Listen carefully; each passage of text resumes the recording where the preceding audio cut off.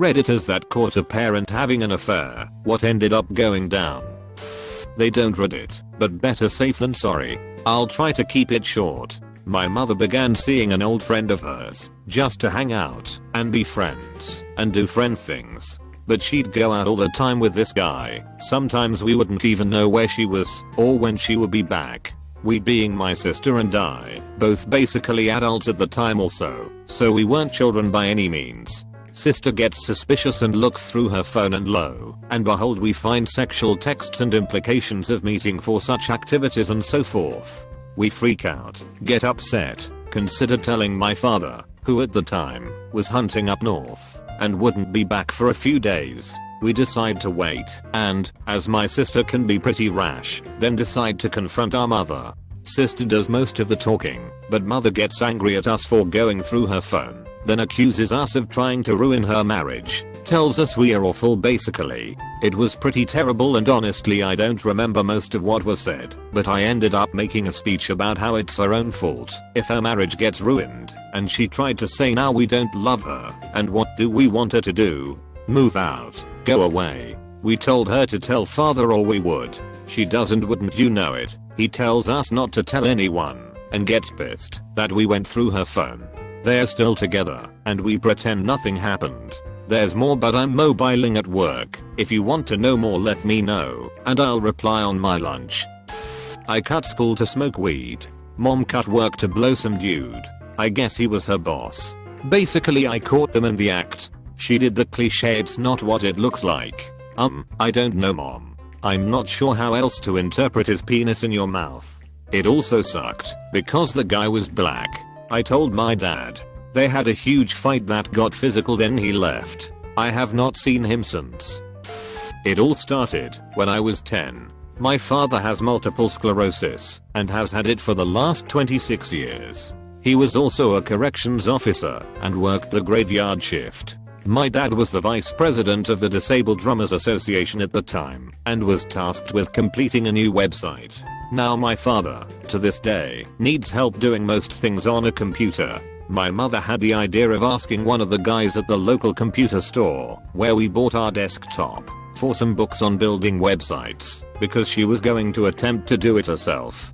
This is when a young man, around the age I'm now, 28, offered to help my parents build the website. My mother at the time was about 36, and my father was 42.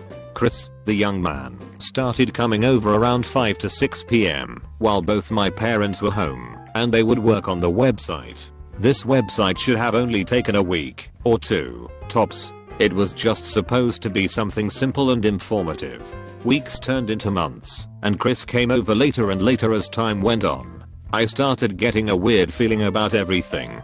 I had a much different perspective of events, because the computer was on the bottom floor of our house, and I was the only one that lived downstairs. The computer was in our family room, a mere 30 feet from my door. I was 100% certain something was going on about 7 months into this charade, when I heard them upstairs watching Saving Private Ryan. I could hear them making out, and to me, I remember it sounding like a sloppy mess, and heard them rounding second and then third base. Needless to say I still have not watched that movie. I heard their conversation slowly progressing as the nights went later and later. To the rest of my family, apparently he had just become a family friend, even coming to my elementary graduation when I was 12. Yes, this affair was going on for years, whether my father was oblivious or chose to believe nothing was happening, as she had cheated once before, a guy named Bob, when I was 6, of which I also knew about, but that story is for another time I suppose. So 2 years later, 3 years later, this damn site still isn't done, and he's still coming over, now waiting until after my father goes to work at 9 p.m. One day, in 7th grade, I was 13 at the time, and it was about 1 month before Thanksgiving I finally decided to mention something to someone. I decided to tell my sister, who was 11 at the time, what I knew. She didn't understand, and just kept saying mommy loves daddy. Oddly enough, later that night, my father opened the cell phone bill, which he never did. My mom usually managed the finances. He saw a bunch of calls to a number, while everyone was home. My mom had been having undiagnosed bladder issues and had been going to the bathroom constantly. He put 2 and 2 together and it finally clicked in his head. He lost his shit that night. He found out 2 hours before leaving for his 9 PM shift on. Had his uniform on and everything. He leaves at his normal time of 8 PM because he worked about a half hour away and always liked to be early. 9 PM rolls around and I'm still sitting next to my sister and she seems quite confused. My mother sits us down on the couch upstairs and tells us to pack. I tell her I don't want to leave, but she gets angry, starts crying, to guilt me into following her orders. Chris shows up and my mother basically kidnapped my sister and I and we drive to Chris's little apartment in town. It's the middle of the night, so I cannot see street signs. It was a weekend, so I didn't have to go to school for a few days, so we get forced to stay inside a couple days. I still remember the musky smell of his dark upstairs apartment. He had dating books all over his bookshelf as well. I remember hearing them fuck while my sister and I attempted to sleep on the couch. Sunday rolls around and my mom decides to take us to see the first Pokemon movie, as I was a huge Pokemon nerd and it had come out earlier that week. Bad idea, because I learned where we were because I saw the local ice rink, Kennedy Ice Arena. I asked to call my dad because I missed him, and the first thing I did was tell him where I was. At that point my mother offered to take my sister and I home because she didn't want my father knowing the exact location she would continue to stay at. The next week my mom rented her own house in town. I keep saying in town because I lived outside of a city and so you had to drive into town to get anything. Anyways, she rents this house and comes and gets all of her stuff within a week. My sister decides to go with my mom, as my mom was doing a buy your love tactic and I wasn't falling for it. Thanksgiving rolls around a couple weeks later and my father and I make baked chicken breasts with stuffing and mashed potatoes in our empty house. By this time it was more populated with our pets, 3 cats and a dog, than it was with humans. Christmas time rolls around and for the last month it was a string of broken promises from my mother that she would make time for me and promising me she was done with Chris. I finally agree to go spend the night in the spare room at my mother's place and she promises me that Chris won't show up. I agree to go on a night my father didn't work, just in case. Around 11 PM Chris comes. Perfect. There is a phone next to my bed, so I call my dad and ask him to come get me. I'm wearing no shoes, no socks, just shorts and a t-shirt. I walk past Chris and my mother on my way out and wait for my dad. It's quite mild for mid-December, so this blizzard is more slush than snow. I stand at the end of the driveway for 45 minutes, while Chris and my mother are standing all bundled up in the garage yelling at me to come inside, not once making an attempt to even brave the weather to come force me inside. My father finally shows up, and luckily has some blankets in the Astrovan, so I put those on and on the way home I being spewing out the most hateful and cuss-filled rant I have never beat to this day. My parents eventually worked things out, which I believe my dad bit the bullet due to the impending disability the milliseconds would strike, which he is currently in the hospital from a broken hip and new lesions on his spinal cord, which in the end was really the best for him, as my mom does take good care of him when needed now. I have moved on from the situation and put myself into therapy a few years ago to learn how to better control my emotions over the situation, and we have a good relationship now.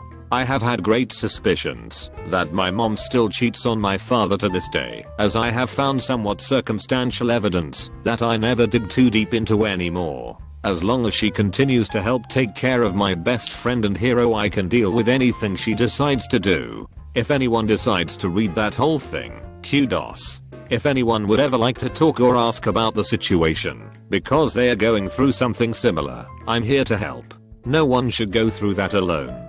Through the whole ordeal I was an emotional disaster, as I was the short fat nerdy kid that nobody liked. All I had was my father. I attempted suicide, as did my father during the whole ordeal, but after we realized we truly had each other we got through it together. Our bond to this day is still unshakable. I'm off to the hospital to see him now. Goodbye Reddit. I was sitting in the back seat of the car while my dad ran into the store for something, and my mom was sitting in front of me. I looked over her shoulder at her phone, not expecting to see anything interesting, but to my surprise she was texting another man about how in love they were. I acted like I didn't see it until I worked up the nerve to confront her about it a week or so later. Once she knew that I knew, she told my father. She didn't want to end the affair, but also didn't want a divorce. My dad and I told her it was us or him, and she should leave if she wanted to be with him. She left that night, but came back the next day saying she chose us. We all knew she kept seeing him secretly, but my dad said he'd rather have part of her love than none. I hated her for a while, but we started to make up and become okay with each other about a year later. About a month after we actually became close again, she unexpectedly passed away. I wasted the last year of my mother's life hating her over that guy, and I will never regret anything as much as I regret that. Okay, I'll try to make this quick. Also, sorry for my bad English. I found out one day I was looking for condoms in my parents' bedroom. I was young and couldn't afford my own. When I found a letter my mother has written to my dad. We all live together, but my mother has always been more comfortable addressing issues written than oral. Please do not make puns of this. I knew I shouldn't read this, but something in me couldn't put this letter down. The letter basically said something along the lines of I can't handle anymore that you have mistresses. I tried to have my own affairs on my own, but I couldn't really enjoy it. I called in Satrandom Guinama here today to tell him we were over, and now I'd like you to do the same with the other girls. Please think of our children. We need to talk about this. I was in shock. I put the letter back where it was and went back to my bedroom. My now ex GF asked me what was wrong, and I told her everything I just read. We talked about it for hours. Everything suddenly made sense. My father was always out of town since I was a kid and left my mother and I alone almost every evening. I saw him several times go on vacations with female friends for entire weekends. Hell, even weeks sometime. Some of his female friends even had dinner at our home, with my mother, me and my brother being here.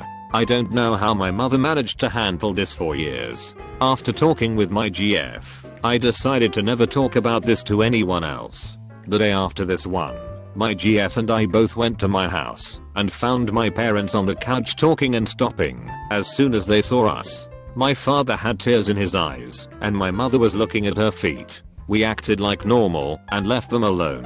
The situation began to change a little after that. My parents looked more happy and my father was a lot more present in our everyday life. A few months later, my parents announced during dinner to my brother and I that they wanted to divorce. My brother, younger than me, was shocked and had several issues about this for months, cause he was just becoming an angry teenager, but I knew what was going on, and that was tearing me apart. My parents decided my brother and I would stay in our house, and they would take turn to live with us. They each found a cheap flat to live in when they weren't with us.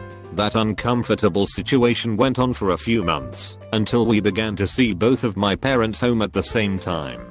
At first the official reason was cause our house was more convenient for my father to go to work on a specific day, but my mother then began to stay longer at our home cause she was too tired to go back to her flat. And in a few weeks, the familial situation was pretty much back to normal. Everyone was living 24/7 in the same house until they announced us they didn't want to divorce anymore.